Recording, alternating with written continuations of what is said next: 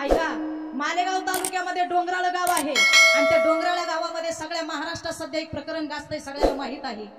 अरे या वासनाने डोळ्यानं बरबटलेल्या नराधामांना 3-3.5 वर्षाची मुलगी सुद्धा पुरत नाहीये।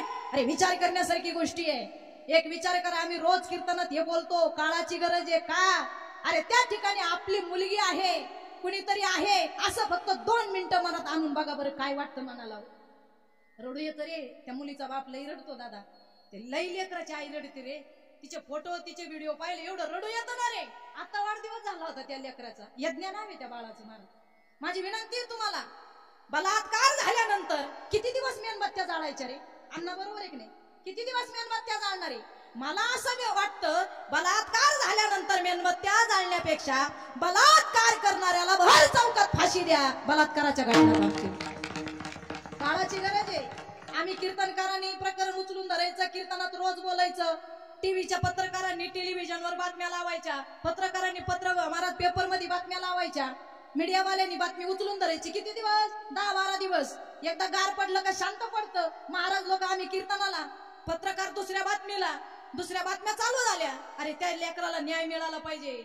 अरे त्या लेकराने काय अंधारात चालली होती? रात्री 1:30-2 वाजता चालली होती? वय किती होतं? 3-3.5 वर्ष।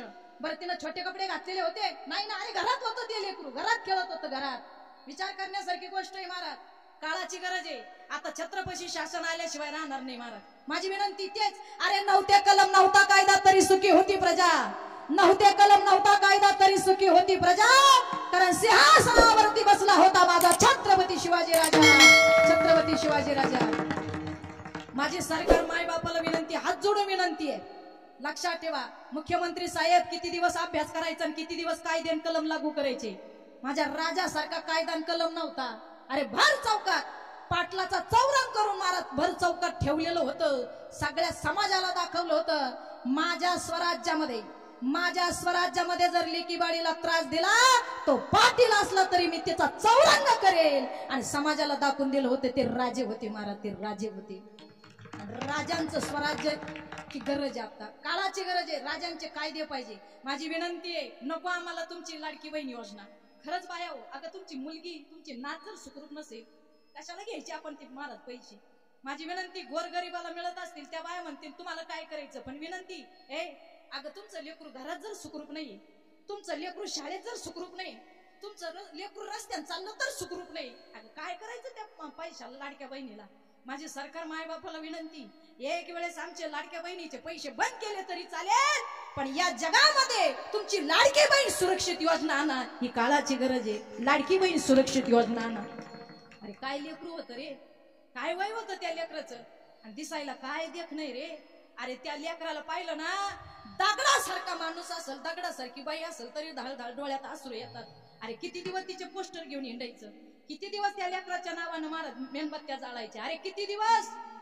काहीच करू नका। एक सांगू का रे, एका रात्रीत जर सर्जिकल स्ट्राईक होऊ शकतं, ऐका रे, एका रात्रीत जर सर्जिकल स्ट्राईक होऊ शकतं, एका रात्रीत जर नोटबंदी कायदा होऊ शकतो, अरे एका रात्रीत जर सरकार येऊ शकतं, दुसरं पडू शकतं, एका रात्रीत पहाटे 5 वाजता जर तुम्ही शपथविधी घेऊ शकता, तर एका रात्रीत महाराज बलात्कार झाल्यानंतर 24 तासात भर चौकात त्याच गावात लोकांना आमंत्रण देऊन बलात्काराला फाशी द्या, या घटना थांबल्याशिवाय राहणार नाही महाराज। काळाची गरज आहे, लक्षात ठेवा। हे लेकर आपले सुखरूप राहिले पाहिजे, आणि एखाद्याला असा त्रास झाला ना आता महाराज, तरच पुढच्या घटना थांबतील। लय अवघड आहे महाराज। लेकी तुम्हाला आहे, बहीण मला आहे, माझ्या भावाला मुली येतं दादा। माझी विनंती आहे, लेकरू आता मला तर असं वाटतं आपण सरकारकडे मागितलं पाहिजे, डायरेक्ट बंदुकीचं लायसन मागितलं पाहिजे, परवाना। तू म्हणशाल का मागायचा? ऐका, परवाना मागताना, लायसन मागताना तिथं विचारलं जातं तुम्ही कशासाठी घेतात। आता आम्ही शेतकरी, आम्ही सांगतो आम्हाला रानडुकराचा प्रादुर्भाव आहे, आम्हाला रानडुकरांपासून संरक्षण व्हावं, आमच्या भागात ऊसाचं पीक आहे म्हणून आम्ही बिबट्यांसाठी ते मागतो। मग महाराज त्या ठिकाणी आपल्याला लिहायला लागतं की तुम्ही कशासाठी हे शस्त्र परवाना मागू राहिले, तर तिथं आपण लिहितो डुकरांचा प्रादुर्भाव, डुकरांपासून त्रास, बिबट्यांपासून त्रास। एक वेळेस बिबट्या परवडला, माझा राग आला तरी तुम्हाला, तो बिबट्या परवडला, पण हे वासनेने बरबटलेले नरधम नाही परवडले महाराज। आता शासनाला सांगावं लागेल आम्हाला बंदुकीचा लायसन द्या, बंदुकीचा परवाना द्या। का द्यायचा आहे तुम्हाला परवाना? आम्हाला परवाना याच्यासाठी लागतो, आमची लेक रस्त्यानं चालली तर सुखरूप नाहीये, बाहेर घरात ठेवलं तरी सुखरूप नाहीये, बाहेर रस्त्यानं चालली चालली तर गिधाडा तिच्यावर आक्रमण करतात, म्हणून आम्हाला शस्त्राचा परवाना पाहिजे, ही काळाची गरज आहे. हे लय अवघड झालं महाराज. आणि म्हणून माझी विनंती आहे, मुलांना संस्कार द्या बरं का. आज कीर्तनात तुम्ही लेकीवाळीला घेऊन आल्या, तुमचा आज लेकरू कीर्तनात बसलं, सगळी यंग जनरेशन आहे आज कीर्तनाला. आनंद वाटला मला. सगळे तरुण मंडळ, माझे भाऊ, माझे बंधू माझ्या कीर्तनाला आहे. ए मावळ्याव, आज या कीर्तनातून एकच न्या. मालेगाव मध्ये डोंगराळ्यामध्ये 3-3.5 वर्षाच्या लेकरावर एवढं अत्याचार झाले. तर माझी विनंती आहे, आज शपथ घ्या. माझी बहीण असू नाही तर लोकांची बहीण असू, ती माझी बहीण आहे. अरे मावळा कोणाला म्हणावं, ऐका रे, मावळा कोणाला म्हणावं ऐका. या डोळ्यांनी मुलीच्या रूपाचं नेत्र सुख घेणारे भरपूर मुलं असतात.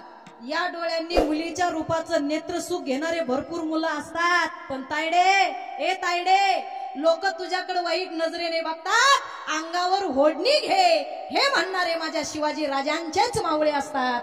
माझ्या शिवाजी राजांचेच मावळे असतात. मावळा आहे ना राजा तू, आजपासून एकच करायचं बाळा. आपल्या बहिणीला जितकं प्रेमानं वागतो, आपल्या तायडीला जितकं तायडे म्हणतो, बायडे म्हणतो ना, आज समोरून येणाऱ्या सगळ्या माय माऊलीला बहीण नात्यानं जपायचं आणि वाईट कधी वागायचं नाही. बस एवढं केलं तरी कीर्तनाचं सार्थक झालं. विठाला विठाला.